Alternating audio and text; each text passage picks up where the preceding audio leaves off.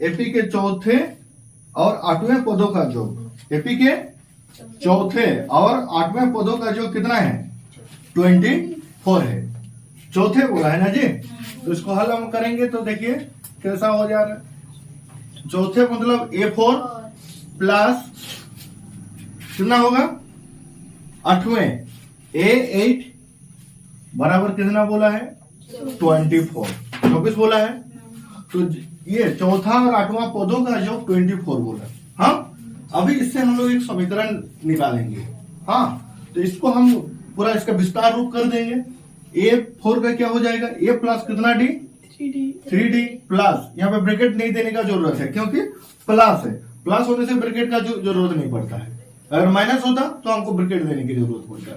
अभी प्लस है तो ये वाला क्या हो जाएगा? A8 का कितना लिखेंगे? A plus 7D is equal to 24। अभी इसको और इसको जोड़ देंगे तो 2A हो जाएगा प्लस 10D बराबर 24। ये समीकरण 1 हो गया।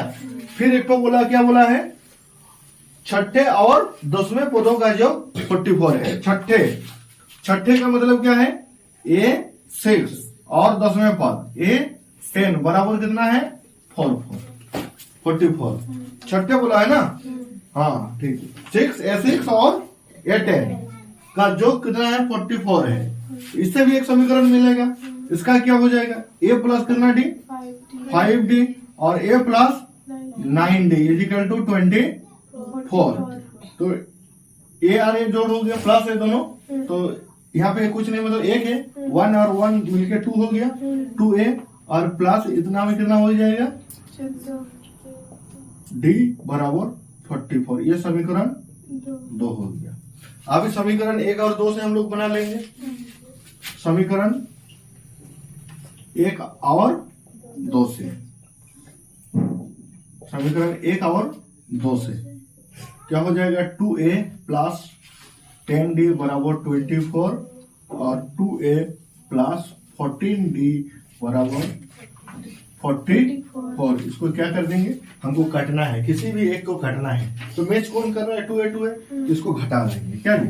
घटा देने से साइन चेंज हो जाएगा, तो ये अलग कट जाएगा। यहाँ पे माइनस हो जाएगा, यहाँ पे कितना हो जाएगा? 4D।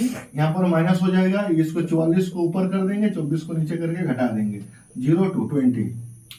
हाँ, यही होगा ना? 20 होगा, लेकिन चिन्ह किसका होगा? माइनस का होगा, क्योंकि 44 बड़ा है। हाँ, तो ये माइनस और ये माइनस कैंसिल हो जाएगा, तो D बराबर यहाँ पे क्या हो जाएगा? 20/4, 4 5 20, यानी कि D बराबर कितना हो गया? 5। D बराबर 5। अब D का मान किसी भी एक समीकरण में बैठा देंगे तो A मिल जाएगा। किसी भी एक समीकरण में बैठा देंगे, या तो 2 में बैठाएंगे या 1 में बैठाएंगे। किसी भी एक समीकरण पे अगर बैठाते हैं तो A प्राप्त हो जाएगा। देखिए हम लोग एक समीकरण पे बैठा देंगे। किस समीकरण पे? समीकरण 1 में। हाँ, समीकरण 1 में D का मान बैठाने पर समीकरण 1 में बैठा रहे। हाँ, तो 2A प्लस 10 इंटू D का कितना लिखेंगे? 5 बराबर 24 हो गया। तो 2A प्लस A कितना हो जाएगा? 50 और 24, तो 2A बराबर 24 माइनस 50। हाँ, तो डायरेक्ट हम कर रहे हैं A बराबर है, अभी क्योंकि 2 को उधर भागा दे देंगे, तो यहाँ पे कितना हो जाएगा?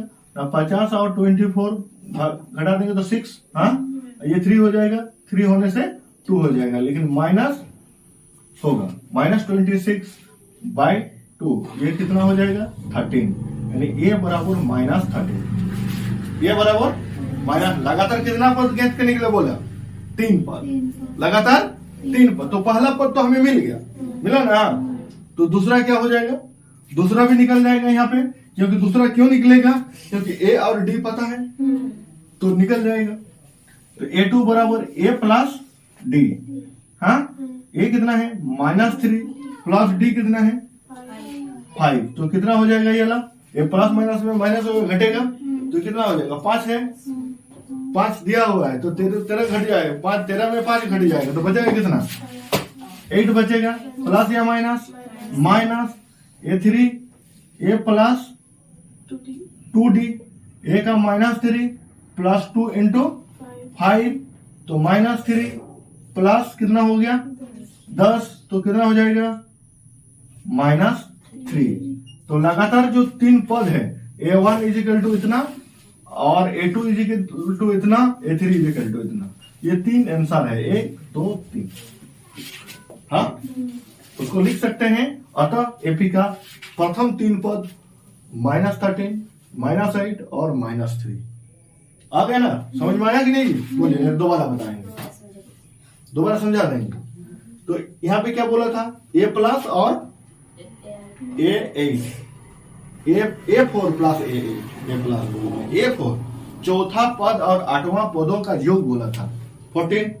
तो हमने जोड़ दिया। जोड़ मतलब जोड़ना, जोड़ना ना जी।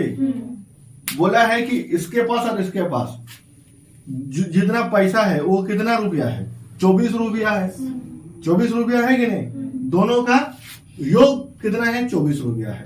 तो जब बोला जाता है कि 24 रुपया दोनों का मिला हुआ के तो उसको जोड़ेंगे ना जी या घटाएंगे? तो ये इसका एक का मान लीजिए उसका नाम A4 है, एक का A8 है क्या दोनों का। तो दोनों का पैसा इतना है तो उसको जोड़ दिए हमने आपस में। लेकिन इसके पास कितना खुला पैसा था, एक नोट नहीं था क्या, तो खुला वाला को एक साथ लिख दिया, खुला कर दिया, हम छोटा छोटा कर दिए, छोटा छोटा टुकड़ा। तो इसके पास वो बोला ए मेरे पास 1 ठो है और डी मेरे पास 3 ठो है, इतना ही है मेरा। तो ये भी क्या बोल रहा है, ए मेरा 1 ठो है और डी मेरा 7 ठो है। ये दोनों का है ना जी, ये दोनों का है, ये इसका है और ये वाला इसका है। अभी समझ में आया? और फिर दोनों क्या हो रहा है उसका अगर मानो पैसा से नहीं होगा, अभी कुछ फल अगर होगा क्या, केला 2 ठो है, इसके पास 2 ठो केला है और इसके पास 5 ठो आम है और उसके पास 5 ठो आम है। तो केले की संख्या अगर बोला जाएगा तो कितना होगा दोनों का मिला के? 1 होगा तो 2 होगा, या उसको आम के साथ जोड़ दोगे? नहीं ना जोड़ोगे।